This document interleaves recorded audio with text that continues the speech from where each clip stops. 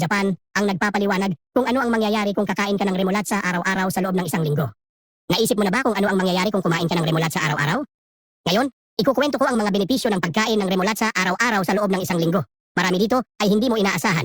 Sa huli, ibabahagi ko ang isang popular na recipe sa Japan, isang makapangyarihang juice na gugustuhin mong laging ihanda kapag nalaman mo kung para saan ito. Una, ang pagdagdag ng remolatsa sa iyong dieta ay nagpapabuti sa kalusugan ng puso. Pangalawa, ito ay itinuturing na isa sa mga pinakamahusay na natural na suplemento para sa mga pag-ehersisyo at pisikal na aktibidad. Nakakita ka na ba ng atleta na umiinom ng katas ng remolatsa bago pumunta sa gym? Ang aksyon nitong vasodilatador ay nagpapabuti sa paggamit ng oxygen ng mga kalamnan. Pangatlo, makakatulong ito sa proseso ng pagpapapayat. Kapag kinain ng hilaw o hindi sinala sa mga juice, nakakatulong ang remolatsa na magbawas ng timbang dahil sa dami ng fiber. Ang mga hibla na ito ay nagtataguyod ng pagkabusog, tumutulong sa pagkontrol ng mga antas ng asukal sa dugo at nagpapabuti ng panunaw. Ika-4 na benepisyo, pinapaganda ang hitsura ng balat at buhok. Ang remolatsa ay mayaman sa mga antioxidant at vitamina C na nagpapaliwanag ng balat at nagpapahydrate ng buhok. Ika-5, pinapalakas nito ang sistema ng immune.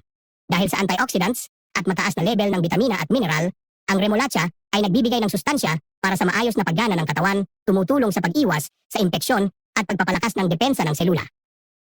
Ang seksto ay nakakatulong maiwasan at gamutin ang anemia dahil may iron at vitamina C ito.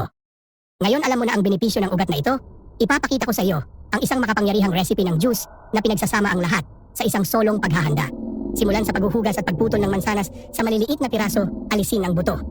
Ang mansanas ay puno ng hibla, lalo na ang pectin, na tumutulong sa pagtunaw ng pagkain at kontrol ng kolesterol.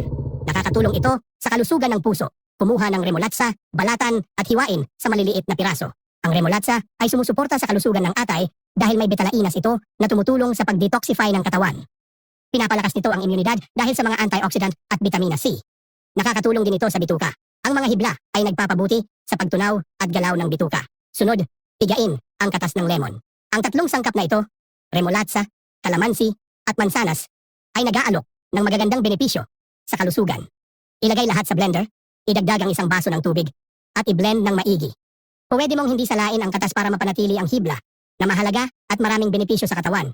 Uminom ng isang baso nito araw-araw o 3 beses sa isang linggo para lubos na mapakinabangan ang mga katangian nito. Kung nakarating ka rito, i-rate ang video mula 0 to 10 at magkomento sa ibaba. Kumonsumo ng remolatsa araw-araw. Iyan ang video natin para sa araw na ito. Ibahagi ito sa iyong mga kaibigan at pamilya. Sana nagustuhan mo. Isang yakap at hanggang sa susunod na video. Isang doktor sa Japan ang o 3 beses sa isang linggo para lubos na mapakinabangan ang mga katangian nito. Kung nakarating ka rito, i-rate ang video mula 0 to 10 at magkomento sa ibaba. Kumonsumo ng remolatsa araw-araw. Iyan ang video natin para sa araw na ito. Ibahagi ito sa iyong mga kaibigan at pamilya.